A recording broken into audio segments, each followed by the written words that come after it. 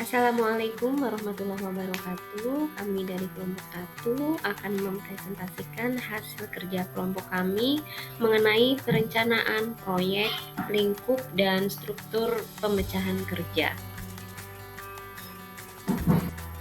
Anggota kelompok kami terdiri dari yang pertama Preti Septika, 2 Ratna Fauzi Rahma, 3 Sigit Ahmadi Putra, 4 Rinur Hidayah, 5 Alfian Suyadi, 6 Edi Effendi, 7 Dini Arista, 8 saya sendiri Siti Rosidah, dan yang terakhir Andres Indriani.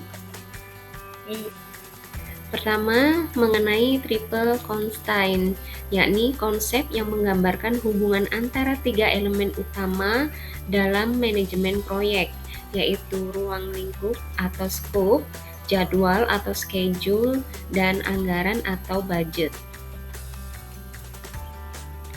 Elemen utama ruang lingkup proyek yang pertama deliverables, kemudian batasan atau boundaries, dan yang ketiga adalah kriteria keberhasilan. Pentingnya mendefinisikan ruang lingkup proyek adalah yang pertama agar fokus dan efisien, kemudian pengelolaan harapan, pengendalian perubahan. Sedangkan proses perencanaan ruang lingkup proyek meliputi mendefinisikan ruang lingkup proyek, membuat pernyataan ruang lingkup atau scope statement, kemudian mengembangkan work breakdown, struktur atau WBS, menentukan proses validasi dan kontrol ruang lingkup, mengidentifikasi dan mengelola risiko, komunikasi dengan pemangku kepentingan. Contohnya adalah proyek pembangunan website e-commerce. 6 proses manajemen ruang lingkup meliputi yang pertama perencanaan manajemen ruang lingkup, yang kedua pengumpulan persyaratan, ketiga definisi ruang lingkup, keempat pembuatan struktur rincian pekerjaan, kelima validasi ruang lingkup, dan yang terakhir kontrol ruang lingkup. Untuk proses perencanaan manajemen ruang lingkup, yang pertama pengembangan rencana, kedua definisi ruang lingkup, ketiga validasi ruang lingkup, dan terakhir kontrol ruang lingkup. Contohnya adalah proyek pengembangan perangkat lunak untuk aplikasi manajemen tugas. Materi berikutnya mengenai perencanaan proyek sistem informasi yang akan dipaparkan oleh rekan saya, Preti Septika. Baik, selanjutnya adalah mengenai perencanaan infrastruktur dan teknologi.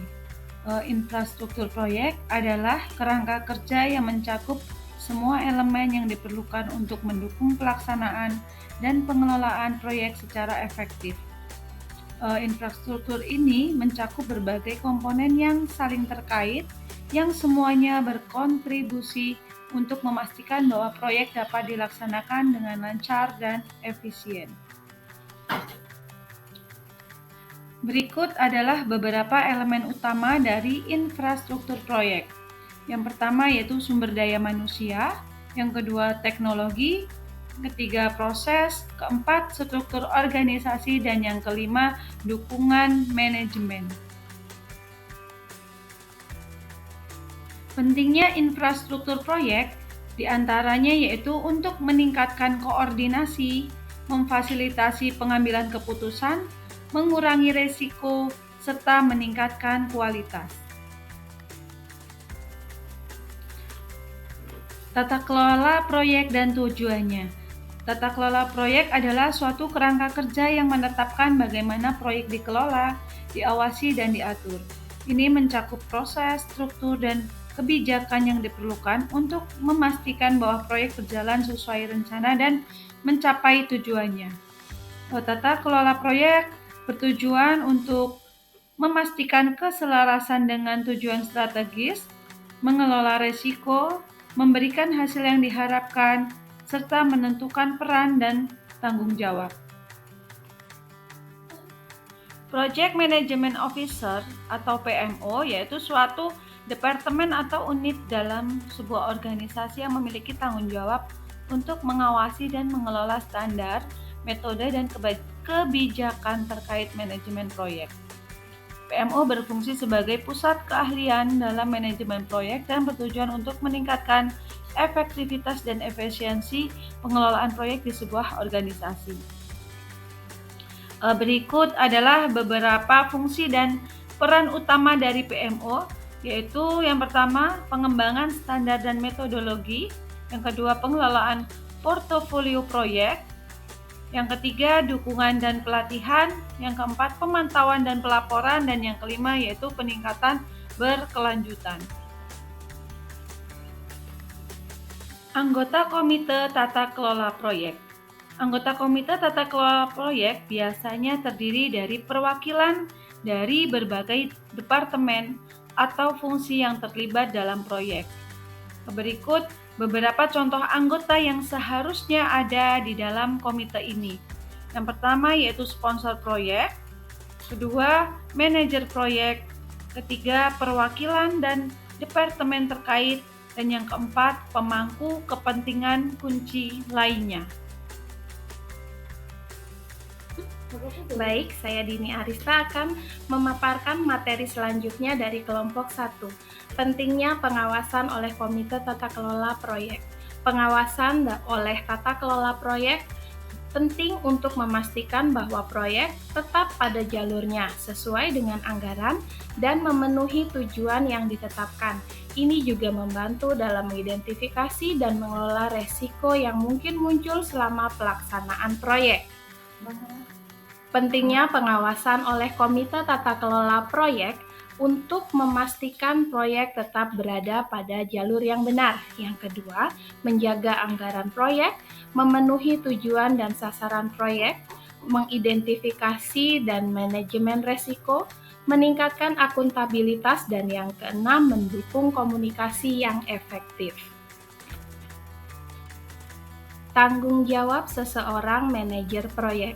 Tanggung jawab seorang manajer proyek sangat penting untuk memastikan bahwa proyek berjalan dengan lancar dan mencapai tujuan.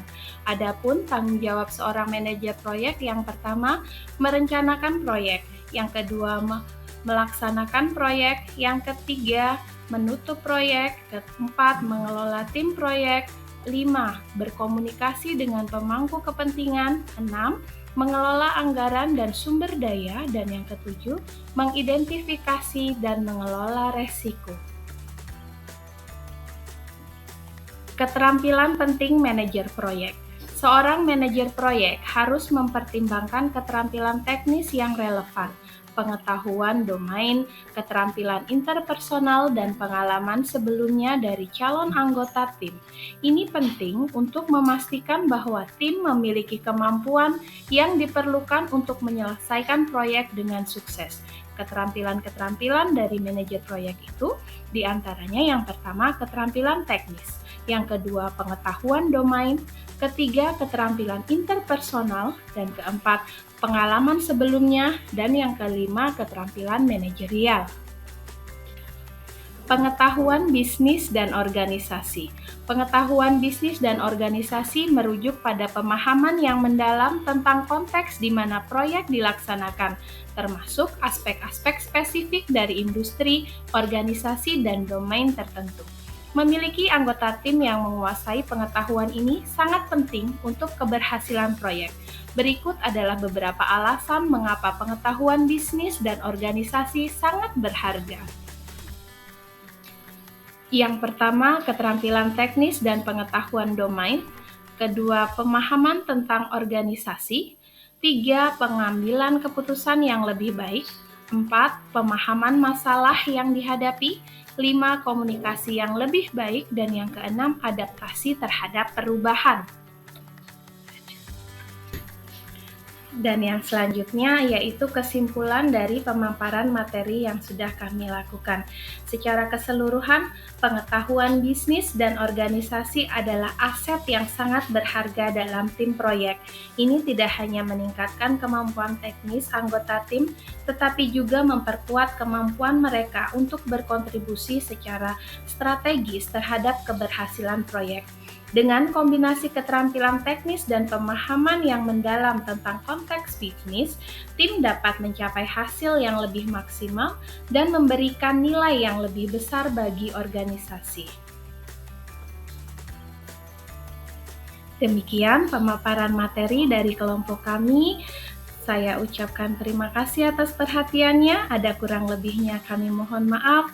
Saya akhiri. Wassalamualaikum warahmatullahi wabarakatuh.